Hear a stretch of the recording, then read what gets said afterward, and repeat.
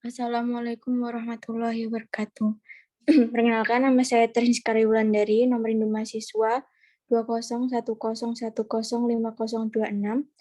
Di sini saya akan mempresentasikan tentang bab 3 metode pengambilan data dari KTI saya yang berjudul Asuhan Kebidanan pada Ibu Nifas dengan Bendungan ASI di Rumah Sakit PKU Muhammadiyah Yogyakarta. Rancangan studi kasus. Jenis penelitian yang digunakan ialah studi kasus. Studi kasus adalah mengkaji suatu permasalahan melalui sesuatu yang terdiri dari unit tunggal. Unit tunggal berarti satu orang. Meskipun dalam studi kasus ini hanya berbentuk unit tunggal, tetapi dianalisis secara mendalam dengan berbagai aspek yang cukup luas serta penggunaan berbagai teknik secara integratif.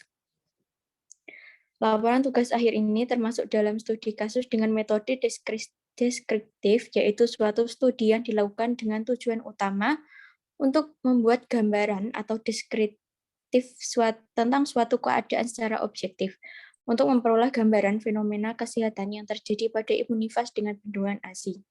Metodologi penelitian yang digunakan adalah studi kepustakaan yang berasal dari pengumpulan data seperti hubungan frekuensi dan durasi pemberian ASI pada ibu nifas yang bersumber dari textbook, jurnal, artikel ilmiah, dan literatur review.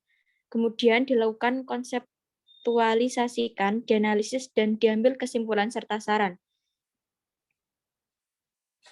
Metode studi literatur adalah serangkaian kegiatan yang berkenaan dengan metode pengumpulan data pustaka, membaca dan mencatat, serta mengolah bahan penelitian.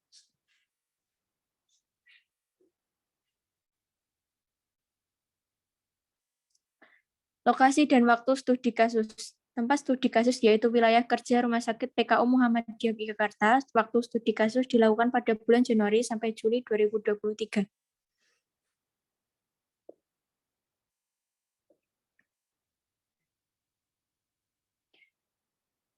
Subjek studi kasus. Subjek studi kasus merupakan hal atau orang yang akan dilakukan kegiatan pengambilan kasus. Subjek yang digunakan adalah ibu nifas postpartum dengan bendungan ASI. Jenis data. Data primer adalah sumber data yang didapatkan langsung kepada pengumpul data. Data diperoleh dari angkat yang dibagikan kepada responden. Kemudian responden akan menjawab pertanyaan sistematis. Pilihan jawaban juga telah tersedia. Responden memilih jawaban sesuai dan dianggap benar setiap individu. Data primer diperoleh dengan cara yang pertama yaitu wawancara, yang kedua pemeriksaan fisik yang terdiri dari inspeksi. Inspeksi adalah suatu proses observasi yang dilakukan sistematik dengan indera penglihatan, pendengaran, dan penciuman. Sebagai suatu alat untuk mengumpulkan data, pada kasus ini dilakukan pemeriksaan dengan indera penglihatan, yaitu melihat payudara terlihat bengkak dan merah. Yang kedua yaitu palpasi. Palpasi adalah suatu teknik yang menggunakan indera peraba, tangan, dan jari-jari pada suatu instrumen yang sensitif dan digunakan untuk menyimpulkan data tentang temperatur, turgor, bentuk kelembapan, vibrasi, dan ukuran. Dalam hal ini, palpasi dilakukan untuk memeriksa keadaan payudara. Kemudian perkusi. Perkusi adalah suatu pemeriksaan dengan jalan mengetuk permukaan badan dengan peralatan jari tangan. Yang selanjutnya yaitu auskultasi adalah pemeriksaan dengan jalan mendengarkan suatu yang dihasilkan oleh tubuh dengan menggunakan stetoskop. Pemeriksaan ini dilakukan untuk memeriksa tekanan darah, nadi ibu normal atau tidak. Yang kedua yaitu data sekunder. Data yang tidak diberikan secara langsung kepada pengumpul data disebut data sekunder, biasanya dalam bentuk file dokumen atau melalui orang lain. Peneliti mendapatkan tambahan data melalui berbagai sumber, mulai dari buku, jurnal online, artikel, berita, dan penelitian terdahulu, sebagai penunjang data maupun pelengkap data. Dalam penelitian ini, jenis data yang digunakan yaitu data primer yang didapat langsung dari responden dan data sekunder yang didapat dari hasil pendokumentasian yang di klinik.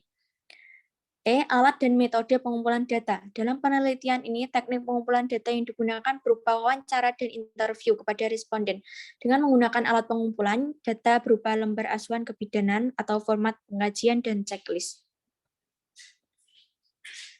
Analisis data.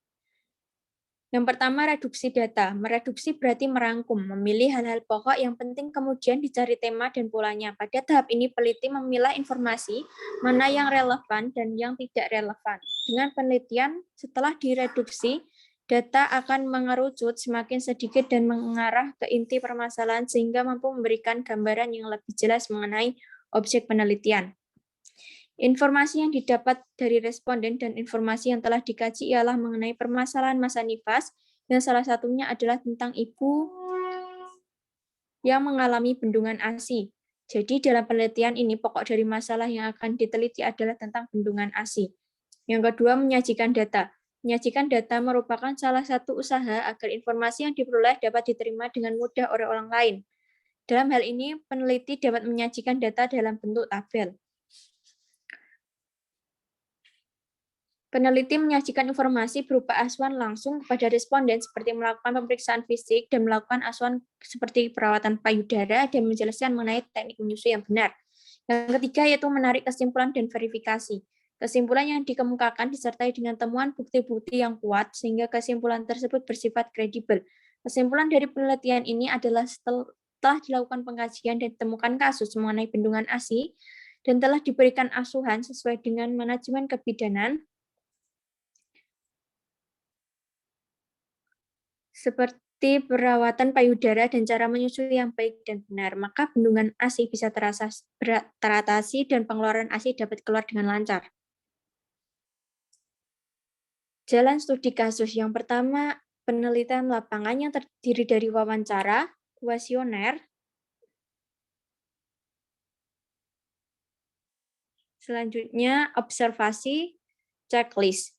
Kemudian yang kedua yaitu studi kepustakaan atau library research. Peneliti berusaha untuk memperoleh berbagai informasi sebanyak-banyaknya untuk dijadikan sebagai dasar teori dan acuan dalam mengolah data. Yang terakhir adalah etika penelitian. Yang pertama, menghormati privasi dan kerahasiaan subjek. Peneliti menjelaskan kepada responden maupun keluarga bahwa penelitian yang dilakukan akan dijaga kerahasiaannya.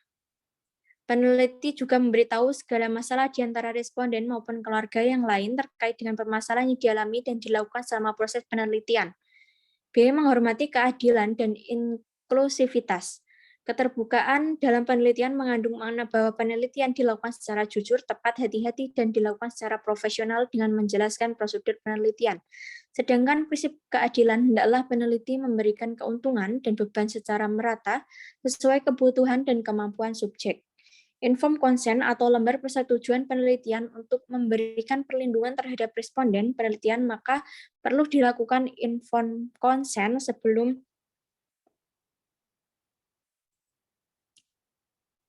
melakukan penelitian. Baik, sekian presentasi dari saya. Wassalamualaikum warahmatullahi wabarakatuh.